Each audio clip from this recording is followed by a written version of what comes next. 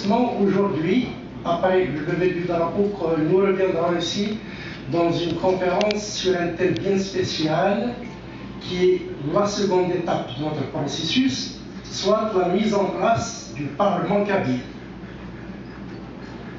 Entre-temps, nous allons peut-être nous permettre de discuter un peu, vous pouvez intervenir aussi, on pourra parler un peu de tout ce mouvement justement. Avant de reculer un peu trop, j'aimerais rappeler que pour le lever du drapeau, il était question que ça se fasse à une date bien précise et on l'avait changé, et même à plusieurs reprises. Bien, c'est sous la pression des militants, nous avons une base militante qui s'impose beaucoup. Ça, et c'est à raison qu'ils ont choisi chacun sa date. Une chose que personnellement je n'ai pas pensé au début, mais elle s'est avérée très intéressante. Plusieurs groupes ont voulu lier le lever du drapeau à certains événements qui ont marqué la Kabylie. Comme par exemple le 27 avril 1857, la bataille des Charedon, qui a été menée en Kabylie contre le colonialisme français, l'invasion française. Bien, le 27, il y aura un endroit où se lèvera justement ce drapeau. Le 20 avril, bon, c'est une date que vous connaissez tous. Le 20 avril, on connaît ce que c'est en Kabylie. Donc, il y aura aussi une levée le 20 avril.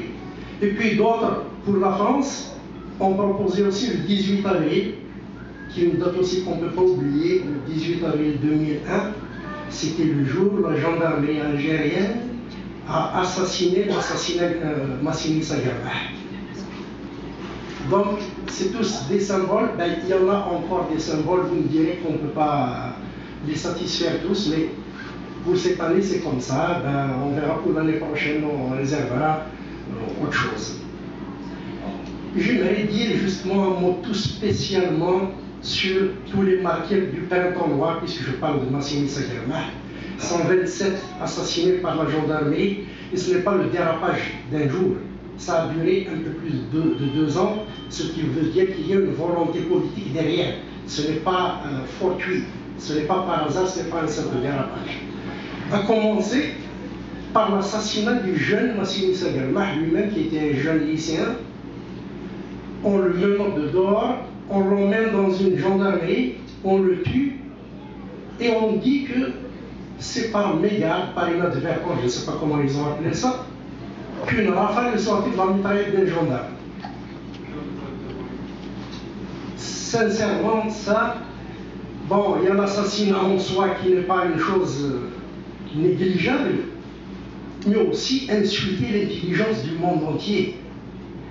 Vous savez que le moins garde, le plus simple des gendarmes, c'est un sergent. C'est un sergent d'un corps d'élite. Ce n'est pas un sergent de l'armée ordinaire. Et en plus, c'est un sergent avec expérience et d'un corps d'élite. Et une rafale s'est échappée. D'abord, moi je me pose la question, que fait cette mitraillette entre ses mains à l'intérieur de la brigade? On est à la brigade, on n'est pas dehors. Dehors, je pourrais comprendre. Il s'est passé quelque chose, une seconde de panique, on tire.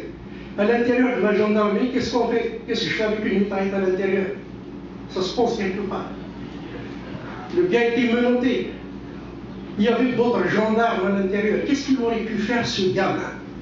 Dans le pire des cas, il va peut-être insulter ou frapper.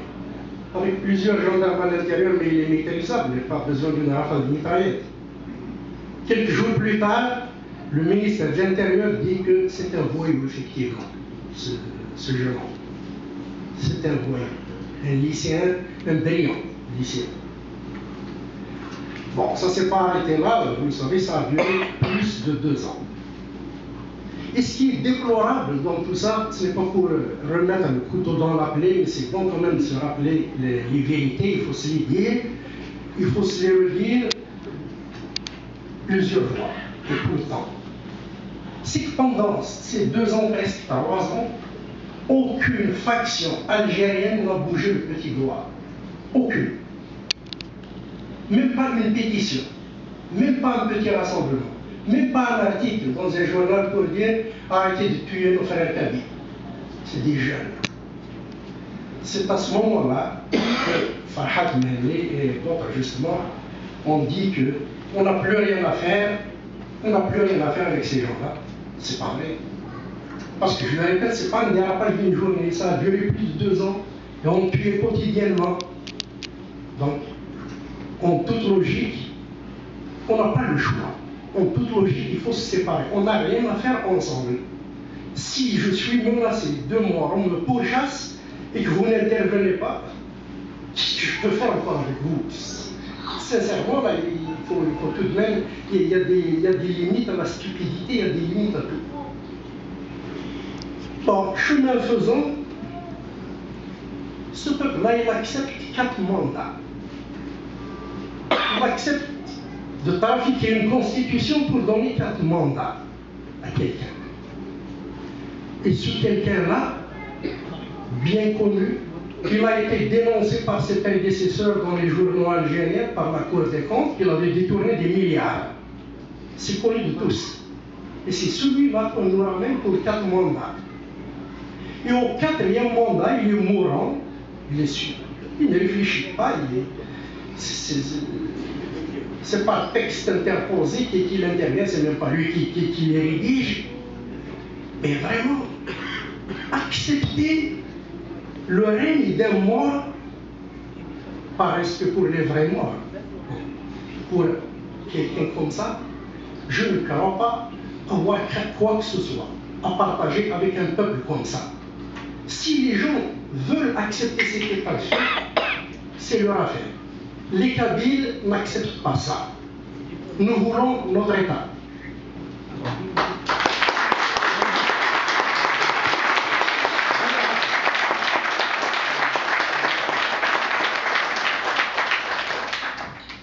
Bien sûr, ça se construit progressivement. Il ne faut pas être attentiste, dire c'est par le moment. Non, c'est pas ça. C'est plutôt l'inverse. Il faut commencer maintenant, mais il faut aller doucement. Là, je suis d'accord. On commence maintenant, on va aller doucement, on va y arriver sûrement. Donc, le début de la 2e étape, comme je disais tout à l'heure, c'est un parlement kabyle. Il va falloir que tous les Kabyles se rassemblent, il va falloir avoir quelque chose de plus démocratique possible. Parce qu'il faut dire que pour l'instant, toutes les associations, tous les collectifs sont autoproclamés. Nous, au GPK, nous avons la légitimité du MAC. Mais par rapport au reste de la Kabylie, on est autoproclamé. Donc, on voudrait bien que tous les Kabyles soient impliqués. Avoir un parlement kabyle